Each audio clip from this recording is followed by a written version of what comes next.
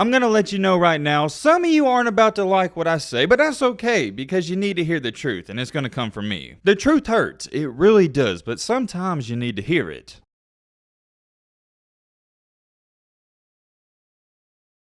Lincoln Riley has managed in the past couple of months to go from a guy who was only hated in the state of Oklahoma to now a guy who is hated everywhere outside of California. And guess what? I love it, and I think it's great for college football. Lincoln Riley is now taking this new role of being the villain and the most hated and the evil person of the sport. I can't even remember the last time, and I'm not too sure if there's been another example or case where a coach has been getting this much hate. I want you to understand it's not as simple as they disagree with some things he does here and there. There's people out there who genuinely dislike and strongly hate him. For example, if Kirby Smart at Georgia, he does something that pisses you off, you may not like him for a couple of days, but you'll forget about it or get over it in a week or two. Same thing with Dabo Swinney. He says some questionable statements here and there. Sometimes people get upset with him, but genuinely, you don't really hate the dude. You get over it. The main difference with Lincoln Riley is people don't get over the stuff he's done. I think eternally and forever, they're going to dislike him. We got to talk about something though, and that is the situation currently unfolding with the star wide receiver, Jordan Addison. He won the Biletnikoff. He's outstanding. He's going to be a first-round pick, and the tampering or quote-unquote tampering going on with Lincoln Riley. I'm gonna let you know right now, some of you aren't about to like what I say, but that's okay because you need to hear the truth and it's gonna come from me. The truth hurts, it really does, but sometimes you need to hear it. College football fans and people in general, they're hypocrites. What has everybody been crying and complaining about the last 5 to 10 years? Number one, these players, they need to be paid for their talents, and I agree with that 100%. And number two, they should be able to transfer and not have to sit out. Well, what do you know? They implement the NIL and transfer portal, and they granted you your wish. The transfer portal and NIL hasn't even been into effect all that long, and now people are complaining about that. It doesn't matter what you do in college football, life, anything, people are always going to complain about something. I guarantee you, if you took NIL out and you took the transfer portal out, they would start complaining again. They would say, oh, well, what happened? We need to pay the players. And literally those same people, you're crying about it right now. That's not really what I'm referring to in the main focus of this video.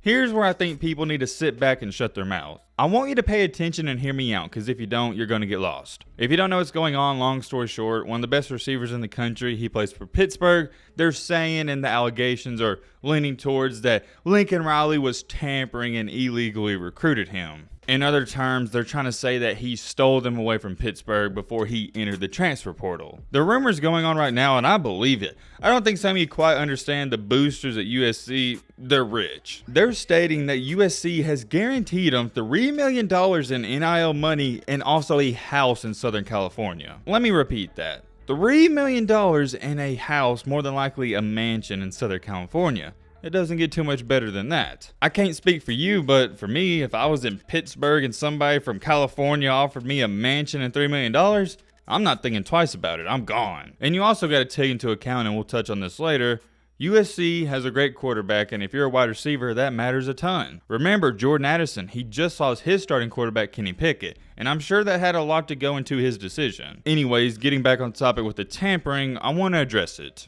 I'm seeing all over social media and with people talking about it, how apparently tampering's only a problem when it comes to these players. I'm going to offer you this. Every single person watching this video, you do understand and realize you had to tamper to get your current head coach. When Georgia was negotiating contracts with Kirby Smart, he was on Alabama's roster at the time helping Nick Saban. So technically, going by everyone else's standards, that's tampering, because Kirby Smart, he wasn't in the coaching transfer portal before he signed his deal with Georgia. He was negotiating a multi-million-dollar contract with Georgia while he was on staff with Alabama. So technically, going by your guys' rules and your hypocritical thoughts, that's tampering. There's not a single difference in what's happening with Jordan Addison and all these other recruits. What's the difference from him talking to USC while he's at USC and Kirby Smart talking to Georgia when he's at Alabama? Nothing. Actually, there is one difference, and I'll tell you what it is. You don't like it. I'm not a Lincoln Riley fan by any means, but I'm going to take his back on this. He's only getting criticized for all this because he's the poster child now and everyone just wants to hate on him for no reason sometimes. Let me give you a good example.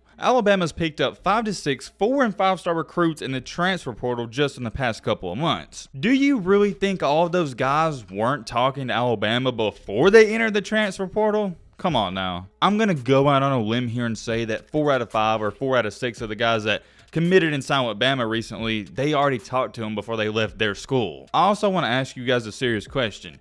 Do you really think, come on now, do you really think Lincoln Riley got on the phone with Jordan Addison, the receiver from Pittsburgh, and was recruiting him? He could have, and there's a possibility, but I don't even think he talked to the dude that much. I solely and firmly believe that Jordan Addison, he wanted to go to USC on his own terms, and if anything, him and Caleb Williams, they were talking. I'm not going to say that Addison's not going to help him, because obviously he will, he's a talented player, but that's not Riley's main focus right now. He's trying to rebuild a program that's been terrible. I think getting a wide receiver from Pittsburgh is the last thing on his mind right now. These college football coaches are insanely busy, even in the offseason, whether you think it or not. Like I said, I could be wrong. He could have been calling them every single day of the week. I just don't see that happening. And here's my thing. Even if he was calling them, let's say he called them 30 straight days. So what? I'm going to go back to it. What's the difference from Georgia, Clemson, Alabama when they got all their head coaches?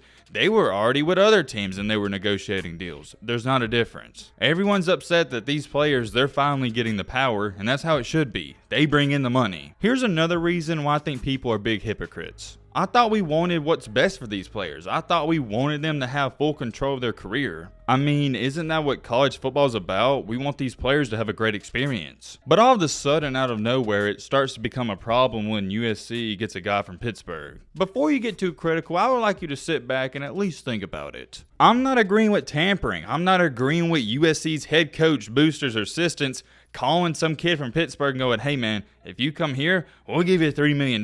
That's not right. I'm against that just like anybody else should be. That will ruin the game of football. However, here's what I am for. I am for a star wide receiver at the college level getting paid millions of dollars and him getting a great house that maybe his family could move into and it could change their lives. I am for a wide receiver at Pittsburgh who has a terrible offense and a terrible quarterback going to USC and play for an awesome quarterback that could boost his draft stock. I am for a guy from Pittsburgh who might not get a lot of NIL deals because it's Pittsburgh going to California where there's tons of brand deals. I love it. I love it so much. I want to see all these young men get paid. Here's the problem, and I think it's the problem a lot of people have out there. You're jealous and you're envious. That's not you. Let me ask you a question.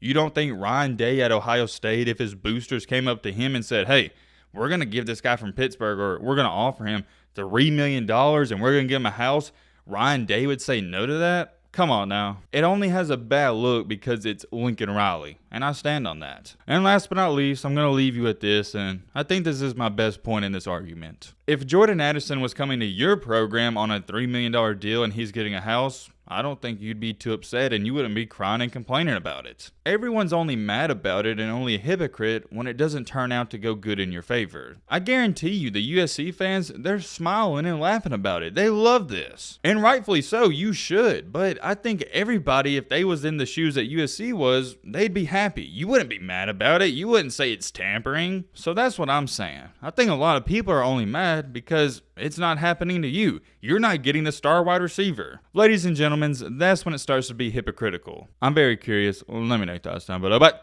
peace.